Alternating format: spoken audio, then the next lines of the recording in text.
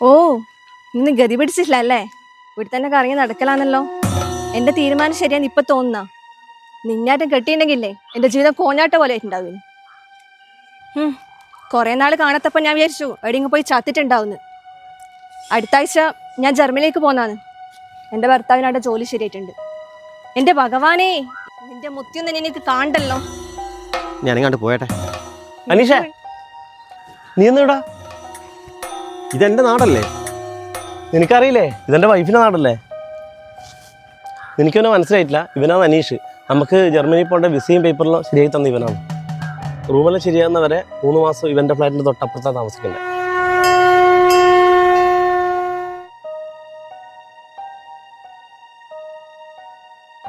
ഒരു പെണ്ണ് തേച്ച് കഴിഞ്ഞാൽ ഓളോളെ വൈക്ക് പോവും.